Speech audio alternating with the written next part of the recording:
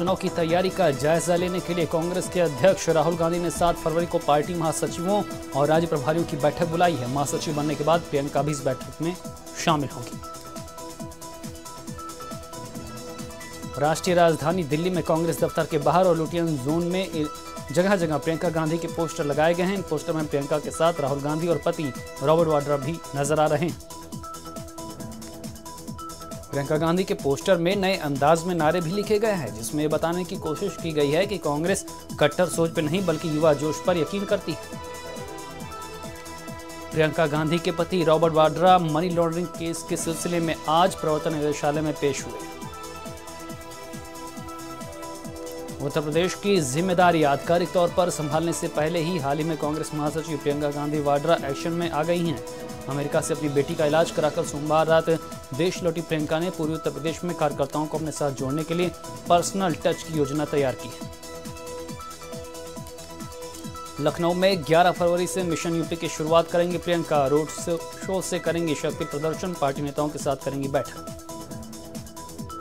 मायावती ने ट्विटर के जरिए सोशल मीडिया पर एंट्री की है। सोशल मीडिया पर बीएसपी का पहला ऑफिशियल हैंडल भी बना है।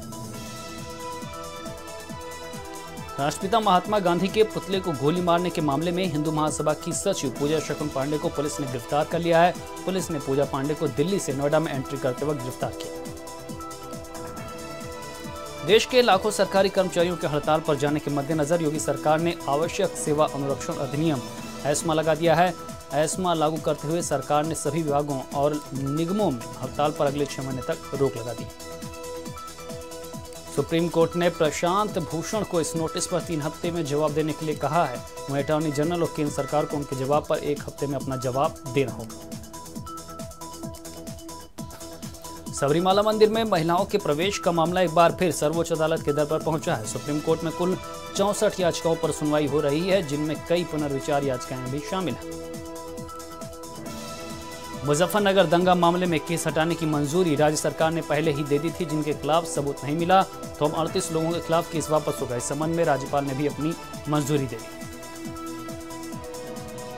कमल हासन ने अकेले चुनाव लड़ने के अपने फैसले पर कहा कि वो दूसरों की समस्याओं को अपने ऊपर नहीं ले सकते और इस कारण गठबंधन पर कोई दाग नहीं लगना चाहिए। उन्होंने आगे कहा कि वो किसी भी ग्रुप में शामिल नहीं होना चाहते, वो पूरी तरह से विश्वस्त है। आयकर विभाग नोटबंदी के बाद बड़ी मात्रा में जमा पुराने नोटों के मामले की सख्ती से जांच कर रहा है। आयकर विभाग ऐसे 1.5 लाख मामलों की जांच कर रहा है। ये ऐसे मामले हैं जिनमें लोगों ने बड़ी रकम जमा की है और उनका स्रोत नहीं बता पाए। अमेरिकी राष्ट्रपति डोनाल्ड ट्रंप ने अपने स्टेट ऑफ द यूनियन भाषण में एक बार फिर कहा कि मैक्सिको सीमा पर दीवार अमेरिका के लिए बेहद जरूरी है, क्योंकि इससे सीमा पार से गैर कानूनी अप्रवासियों और ड्रग्स की तस्करी को रोकने में बड़ी मदद मिलेगी। हज सब्सिडी खत्म करने के लिए पाकिस्तान सरकार के फैसले से 450 करोड़ रुपए की बचत होगी। पाकिस्तान के हज सब्सिडी खत्म करने का फैसला हाल में इस्लामाबाद में पाकिस्तान के प्रधानमंत्री इमरान खान की अध्यक्षता वाली संघीय मंत्रिमंडल की बैठक में किया गया। पाकिस्तान के पूर्व प्रधानमंत्री यूसुफ रजा गिलानी को विदेश जाने से रोका गया है। उन पर भ्रष्टाचार के आरोप हैं। मंगलवार को साउथ कोरिया जाने के लिए लाहौर एयरपोर्ट पहुंचे थे, लेकिन एयरपोर्ट पर सुरक्षा बलों ने उन्हें एंट्री नहीं दी। न्यूजीलैंड ने शानदार प्रदर्शन करते हुए रोहित शर्मा की कप्तानी वाली भारतीय टीम को पहले T20 मैच में 80 रनों के बड़े अंतर से हरा दिया है। ये T20 मैच में भारत को रनों के लिहाज से अब तक की सबसे बड़ी हार है। लखनऊ के विधानसभा में राज्यपाल के अभिभाषण पर हुई चर्चा। भारी हंगामे के बीच हुई चर्चा। वहीं गुरुवार को पेश होगा बजट।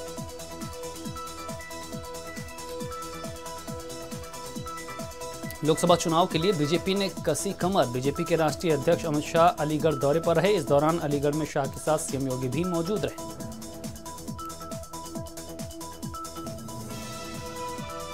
यूपी सरकार ने कानपुर सिख दंगों के लिए एसआईटी का गठन किया है। इंदिरा गांधी की मौत के बाद साल 1984 में कानपुर में दंगा हुआ था, जिसकी जांच एसआईटी की टीम करेगी।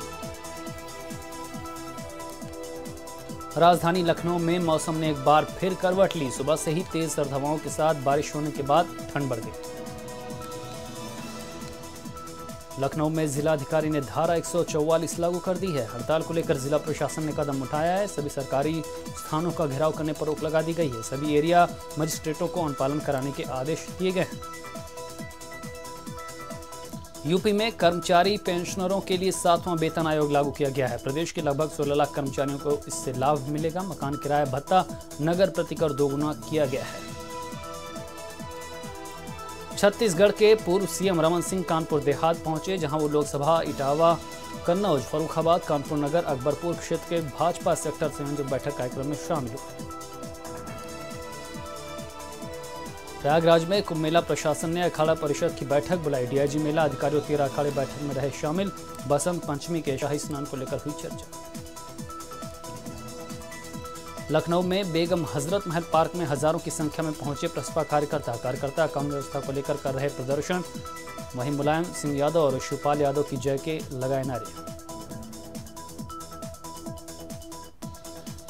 हाजी याकूब मेरठ हापुड़ लोकसभा सीट से महागठबंधन के प्रत्याशी के रूप में चुनावी मैदान में उतरे हैं, जिसके लिए चुनावी प्रचार भी जोर शोर से किया जा रहा है और शहर भर में चुनावी जनसभा भी हो रही है। बाराबंकी के बेगम की बगिया इलाके में 9 गौ तस्कर गिरफ्तार किए गए हैं। पुलिस ने 2 बोरी पशु का मांस, 2 तमंचा, छुरी और बाका भी बरामद किया है। जालौन में एक दर्दनाक सड़क हादसे में मां बेटी की मौत हो गई। हादसे में एक बेटी गंभीर रूप से घायल हो गई, जिसे गंभीर हालत में जिला अस्पताल में भर्ती कराया गया। पुलिस ने शवों को पोस्टमार्टम के लिए भेज दिया है। संभल के गुन्नौर इलाके में महिला ने फांसी लगाकर आत्महत्या कर ली। सूचना मिलते ही पुलिस ने शव को कब्जे में ले लिया और इसकी सूचना महिला के परिजनों को दी। कानपुर के पनकी इलाके में महिला का शव मिलने से गांव में सनसनी फैल गई। पुलिस ने शव को पोस्टमार्टम के लिए भेज दिया। परिजनों ने हत्या की आशंका जताई। बाराबंकी के बदोसराय इलाके में एबीएसए कार्यालय परिसर में चपरासी का शव बरामद हुआ। संदिग्ध परिस्थिति में चपरासी का शव पड़ा मिला। सीतापुर के खैराबाद इलाके में मिड डे मील खाने से 52 बच्चों की हालत बिगड़ गई। बीमार बच्चों का विद्यालय परिसर में ही इलाज किया गया। 2 बच्चों की हालत बिगड़ने पर उन्हें जिला अस्पताल में भर्ती कराया गया। मथुरा के छाता कोतवाली इलाके में बदमाशों ने पुलिस को बड़ी चुनौती दी। चोरों ने एटीएम मशीन को ही चुरा लिया। एटीएम में करीब 36 लाख रुपए थे। एटीएम चोरी की खबर मिलते ही पुलिस मौके पर पहुंची। झांसी के बबीना इलाके में पुरानी रंजिश में एक पक्ष के लोगों पर कुल्हाड़ी से हमला कर दिया गया। घटना का वीडियो वायरल हो रहा है। पुलिस ने वीडियो वायरल होने के बाद मुकदमा दर्ज कर लिया। कन्नौज में मौसम ने फिर मिजाज बदला। तेज बारिश ने सर्दी बढ़ाई। ये बारिश आलू की फसल के लिए नुकसानदायक है तो वहीं गेहूं की फसल के लिए फायदेमंद।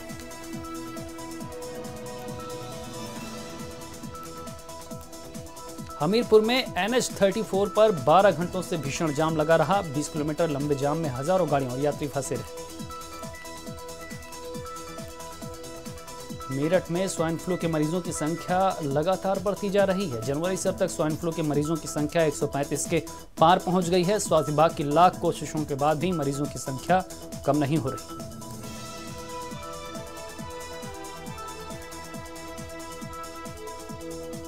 आगरा में सपा के पूर्व मंत्री शिव कुमार राठौर के घर आईटी की छापेमारी निवास और कार्यालय दोनों जगहों पर की गई।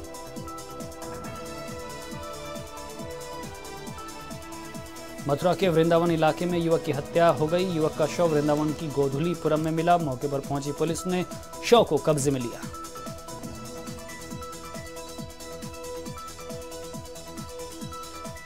अमेठी में सुभाष पशुपतिनाथ इंटर कॉलेज के शिक्षक वेतन न मिलने से नाराज। प्रधानाचार्य सहित शिक्षकों ने यूपी बोर्ड परीक्षा का किया बहिष्कार।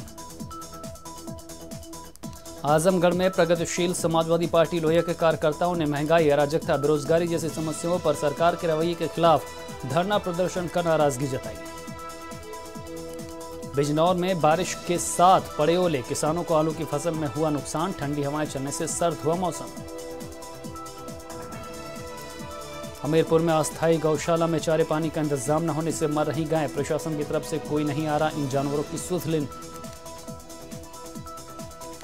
कन्नौज के बीजेपी प्रदेश मंत्री सुब्रत पाठक के पिता के श्रद्धांजलि शोक सभा में पहुंचे परिवहन मंत्री स्वतंत्र देव सिंह। शोक सभा में पहुंचकर परिवार को बंधाया ढांढस। ग्रेटर नोएडा कलेक्ट्रेट पर किसानों का हल्ला बोल। जेवर एयरपोर्ट के लिए जमीन देने पर 4 गुना मुआवजे की मांग। बरेली में पुलिस को मिली बड़ी सफलता, जुआ खेलते 13 लोगों को किया गिरफ्तार। जुआरियों के पास से पुलिस को लगभग 1,76,000 रुपए भी बरामद।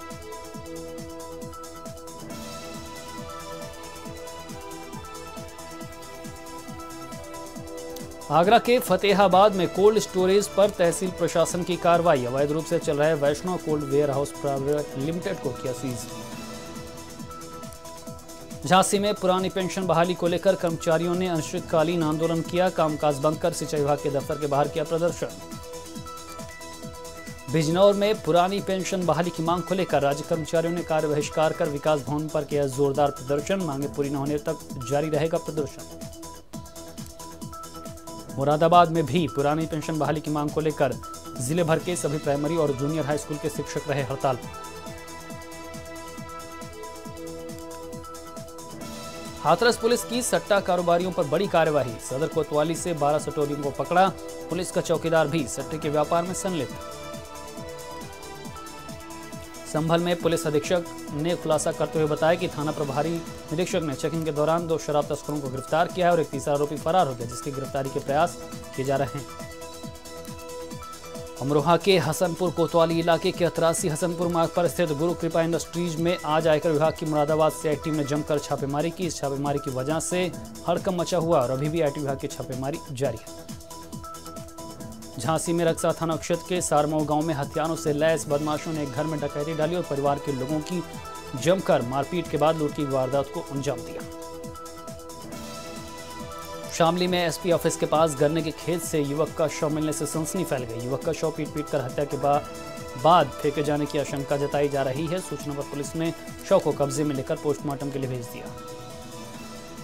झांसी के तहसील टहरौली को नगर पंचायत बनवाने की मांग को लेकर गांव वालों ने खून से खत लिखकर एसडीएम को ज्ञापन दिया।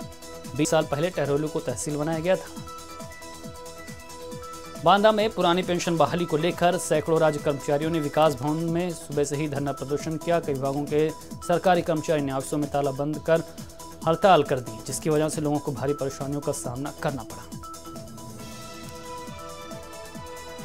बीजेपी के राष्ट्रीय अध्यक्ष अमित शाह द्वारा बुलंदशहर से एक साथ 51 नवनिर्मित जिला कार्यालयों का उद्घाटन किया गया।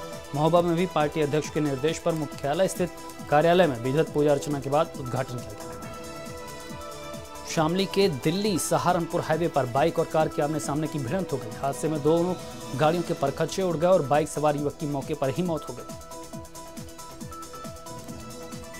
चंदौली में जिला चिकित्सालय से गायब एक युवक की 5 दिन बाद नेशनल हाईवे 2 के किनारे शव मिलने से सनसनी फैल गई। घटना की सूचना मिलते ही मौके पर पहुंची पुलिस ने शव को कब्जे में लेकर पोस्टमार्टम के लिए भेज दिया। कौशाम्बी में दहेज लोभियों ने गर्भवती विवाहिता को इस कदर मारा पीटा कि इलाज के दौरान उसकी मौत हो गई। घातक की मौत के बाद उसके मायके वाले शव को लेकर पुलिस चौकी से कोतवाली तक घंटों चक्कर काटते रहे, लेकिन पुलिस रिपोर्ट लिखने के बजाय उन्हें टरकाती रही। पुलिस के अधिकारियों के आदेश पर मुकदमा दर्ज हुआ। मामला सैनिक कोतवाली इलाके का। बागपत के सांसद और केंद्रीय राज्य मंत्री डॉक्टर सत्यपाल सिंह ने प्रदर्शनों पर अजीबोगरीब बयान दिया है और अगर जनता मंत्री के इस बयान को फॉलो करे तो धरनों और प्रदर्शनों में इजाफा हो सकता है। मंच से सांसद ने लोगों को धरने, प्रदर्शन और भूख हड़ताल करने की सलाह तक दे दी। हरदोई में एक ऐसा सॉफ्टवेयर अपडेट हुआ है जिससे अपंजीकृत अस्पताल और विद्यालय की नागरिक नियंत्रण प्रणाली सीधे अधिकारियों से जुड़ी रहेगी। इसके संबंध में कलेक्ट्रेट सभागार में आयोजित बैठक की अध्यक्षता करते हुए जिलाधिकारी ने बताया कि कोई भी नागरिक राह चलते किसी भी क्षेत्र के अस्पताल या विद्यालय के संबंध में जानकारी प्राप्त कर सकते हैं। भाजपा सरकार पर कानून व्यवस्था ध्वस्त होने का आरोप लगाते हुए प्रगतिशील समाजवादी पार्टी लोहिया ने शाहजहांपुर के जिला मुख्यालय पर विशाल धरना प्रदर्शन किया। लखनऊ के कृष्णानगर पुलिस ने कार से 5 करोड़ का कैश बरामद किया है। नमित और देवेश श्रीवास्तव नाम के 2 युवकों ने नोटबंदी के दौरान मोटी रकम हड़पी थी।